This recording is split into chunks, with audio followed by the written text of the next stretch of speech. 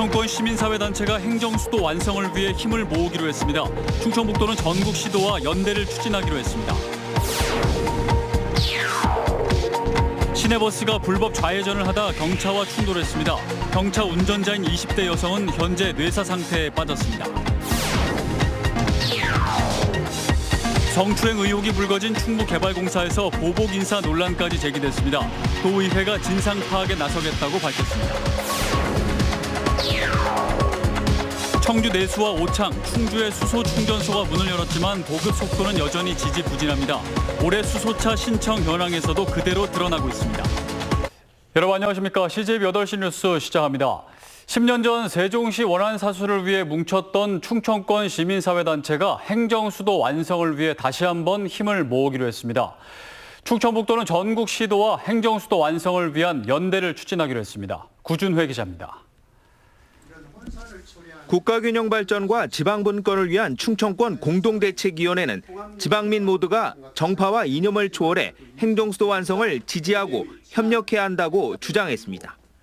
특히 충청권이 이를 주도해야 한다며 10년 전 세종시 원안 사수를 위해 뭉쳤던 경험을 살려 행정수도 완성 충청권 민관정 공동추진기구 구성을 제안했습니다.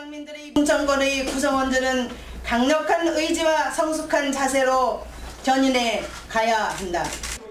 이를 위해 지방분권과 국가균형 발전을 실현할 새 헌법을 대선 전까지 마련하라고 정치권에 촉구했습니다. 새 헌법에는 세종시가 행정수도임을 반드시 명문화하라고 주문했습니다. 조속한 2차 공공기관 이전과 서울대를 포함한 수도권 주요 대학의 지방 이전 등 균형 발전 방안도 내놨습니다. 청와대 지역정책을 총괄하는 지역정책 수석을 신설하고 대통령 자문기구인 국가균형발전위원회와 자치분권위원회를 통합해 강력한 행정위원회로 격상시키는. 충청북도도 행정수도 완성 논의에 적극 동참하기로 했습니다. 이희종 지사는 전국 시도지사 협의회에 행정수도 완성 특별위원회 구성을 제안하기로 하는 등 공감대 형성에 힘쓸 방침입니다.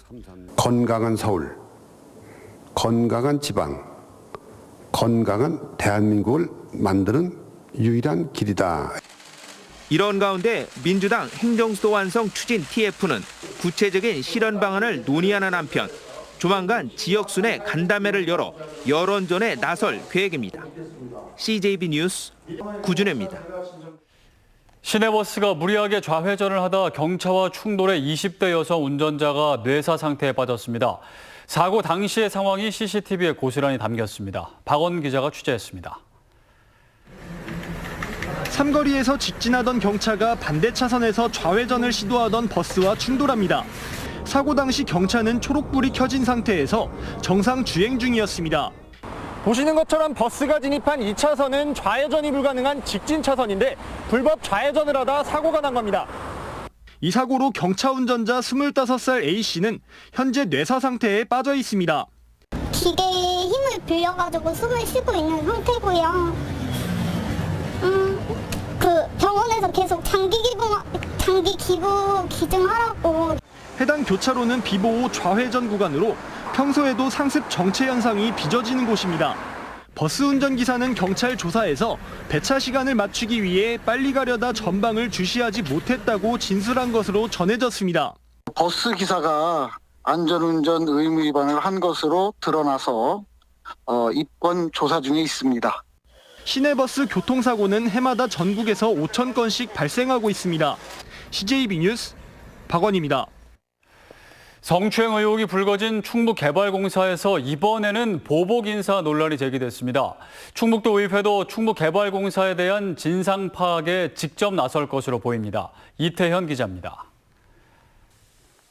충북개발공사 소속 다수여 직원들은 지난 5월 진행된 전수조사에서 2년간의 성추행 피해 사실을 털어놨습니다. 공사는 피해가 드러난 지 2달 가까이 지난 이번 주에야 가해자로 지목된 간부 A씨를 보직해임하고 지방사업소로 발령했습니다. 그런데 이 과정에서 또 다른 논란이 불거졌습니다. A씨와 같은 2급 간부 B씨를 지방사업소 평사원으로 발령낸 겁니다. 고위 직원에 대한 처음 있는 좌천 인사로 일각에서는 보복성 인사 의혹까지 제기하고 있습니다. 하지만 공사 측은 분위기 쇄신 차원이라는 설명입니다. 저희가 하반기 정기 인사를 7월달에 하는데요. 순환보직을 하고 이제 전보를 하게 되는데요. 네, 지금 거기 실장 자리에 지금 한 7년 가까이 근무를 해가지고요. 성추행에 이어 보복 인사 논란까지 불거지자 도의회도 충북개발공사에 대한 진상 파악에 나서겠다고 밝혔습니다. 지난해 10월 충북 최초의 인사청문회를 거쳐 새 사장을 영입하고 새 출발을 다짐한 충북개발공사가 1년도 안 돼 이딴 구설수에 몸살을 앓고 있습니다. CJB 뉴스 이태현입니다. 올해 청주를 시작으로 충북에서도 수소차 충전소가 문을 열면서 수소차 보급에 대한 기대감이 높았는데요. 하지만 뚜껑을 열어보니 결과는 기대에 크게 못 미쳤습니다. 조영관 기자입니다. 변삼수씨는 지난 5월에 수소차를 구입했습니다. 청주시가 수소차 구매 지원을 시작한 지난해 대상자로 선정됐지만 집 근처에 충전소가 생기기를 기다리느라 출고를 1년이나 미뤄야 했습니다. 친환경 쪽으로 또 이바지한다는 역할도 들고 전반적으로 유류대나 아니면 자동차세 그리고 고속도로 통행료, 주차비 그런 것들이 다 저렴합니다. 청주 내수와 우창, 충주에 충전소가 문을 열면서 충북도 본격적인 수소차 시대를 맞았습니다. 하지만 보급 속도는 여전히 지지부진합니다. 차값의 절반가량인 3,200만 원을 지원받지만 여전히 충전에 대한 불편이 크기 때문입니다. 올해 수소차 신청 현황에서도 그대로 드러납니다. 청주시는 250대 모집에 108대, 충주시는 200대 모집에 23대, 음성구는 92대 모집에 16대, 괴산과 제천시는 3대와 2대에 불과합니다. 또 문을 연 충전소도 고장을 일으켜 가동이 중단되는 등 운영 초기 시행착오도 겪고 있습니다. 입지가 좀 요건이 완화가 돼야 될 필요성도 있을 것 같고요. 그리고 아무래도 시민들이 또 막연한 불안감이나 좀 그런 것들이 있으시기 때문에 시민들 인식 개선도 좀 필요할 것 같습니다.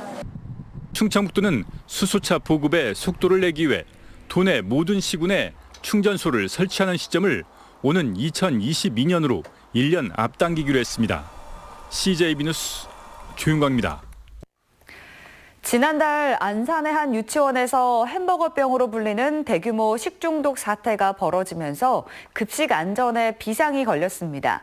특히 습하고 무더운 날씨가 이어지고 있어 식중독 위험도 높아지고 있는데 충북교육청이 유치원 급식에 대한 불시 점검에 나섰습니다. 김기수 기자가 취재했습니다. 청주의 한 초등학교 병설유치원 조리실입니다. 청주교육지원청 점검반이 조리 과정과 위생복 청결, 앞치마 소독 상태 등을 꼼꼼히 체크합니다. 조리기구와 식자재 보관 상태 확인도 빼놓지 않습니다. 선생님 이거 잘 관리하고 계시고요. 앞으로 더 이제 이런 거는 매일마다 통은 더 그날 더 세척 소독할 수 있도록 더 신경 써주세요. 식중독 발생 시 역학조사 자료가 되는 보존식도 체크하고 배식 과정에서 위생상 문제가 없는지 재차 확인합니다. 긴급 급식 안전점검은 도내 전체 유치원을 대상으로 실시됐습니다. 특히 지난달 경기도 안산시에 있는 유치원에서 대규모 식중독 사태가 발생한 이후 간식 항목을 추가하는 등 더 세밀하게 현장 지도 점검에 나서고 있습니다. 조리 종사원의 개인 위생부터 또 식재료가 들어오는 검수 단계부터 아이들이 먹고 가는 배식 단계까지 전 과정에 대해서 그 위생적이고 안전하게 운영되고 있는지 전체적인 점검을 다 실시하고 있습니다. 충청북도 교육청은 긴급점검과는 별도로 하반기 정기점검을 통해 급식 안전에 만전을 기할 방침입니다. CJB 뉴스 김기수입니다. 국내 최장 수중동굴인 단양 영천동굴이 신비의 베일을 벗었습니다. 인근의 영천리 곰굴과 연결됐다는 사실이 새롭게 밝혀지면서 총 길이 735m의 국내 최장 수중동굴임이 다시 한번 확인됐습니다. 이윤영 기자의 보도입니다.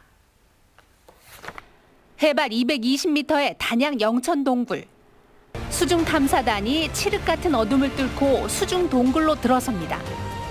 좁고 가파른 수로를 지나 수중 터널을 지나기 수차례. 10만 년 동안 단 한 번도 사람의 발길이 닿지 않은 지하 수중 동굴이 속살을 드러냅니다. 탐사단이 마지막 모습을 드러낸 곳은 다름 아닌 인근 영천리 곰굴 호수. 영천동굴이 곰굴과 연결돼 있다는 것이 처음으로 확인되는 순간입니다. 영천동굴만으로도 이제 국내에서 제일 긴 수중동굴이었는데 이 곰굴하고 연결되면서 우리나라에서 기존 기록을 2배 이상 확장된 최장의 그 수중동굴로서 가치가 있고요. 영천동굴은 이곳 영천리 곰굴과 이어져 있으며 실제 길이가 무려 735m에 이르는 것으로 밝혀졌습니다. 지금까지 발견된 국내 최장 수중동굴은 강원도 정선에 있는 150m 길이의 용소굴. 이에 비해 영천동굴은 이미 확인된 곳만 338m에 이번에 최초로 탐사한 구간이 300m가 넘습니다. 수심이 낮은 곳은 1m, 깊은 곳은 17m에 달합니다. 연중 물이 채워져 있는 구간이 한 335m에서 플러스 마이너스 몇 미터 왔다 갔다 하죠. 나머지는 이제 수로 구간입니다. 이게 수위에 의해서 공기층이 나와서 수로가 입고하는 구간이 약 225m 정도가 되고요.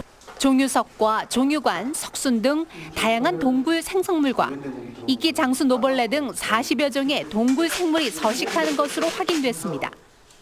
단양구는 이번 종합학술조사 연구 용역이 끝나는 대로 영천동굴의 교육 탐방이나 관광 자원화 방안을 집중 모색해 나갈 방침입니다.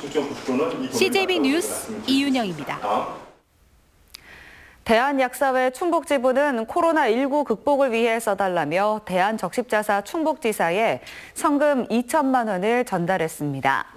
신태수 대한약사회 충북지부 회장과 김경배 대한적십자사 충북지사 회장은 충북도청 지사 집무실에서 성금 전달식을 가졌습니다.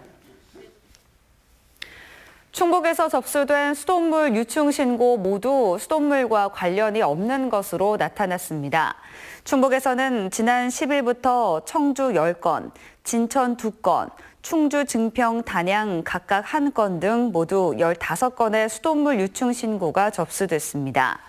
이 중 5건은 수도 외 시설에서 유입된 나방파리 유충으로 확인됐고 나머지는 유충 확인이 불가하거나 정수장과 아파트 저수조 이상을 발견하지 못했습니다. 충청북도는 다만 주민 불안이 높아진 만큼 공동주택 저수조에 대한 잦은 소독과 청소를 당부했습니다. 지난달 전국 최장기 미분양 관리 지역에서 벗어난 청주에서 내년도 12,000여 세대의 공동주택이 공급됩니다. 청주시에 따르면 내년 공급 예정 아파트는 분양 1,800여 세대와 임대 1,200여 세대 등 12,123세대에 이릅니다. 이는 시가 분석한 연간 적정 규모 공급량인 5천여 세대보다 2.5배 많은 것으로 지난달 조정 대상 지역에 포함된 뒤에 이어지고 있는 시장 위축 상황 속에서 공급 과잉도 우려되고 있습니다. 이상으로 CJB 8시 뉴스를 모두 마칩니다. 시청해주신 여러분 고맙습니다.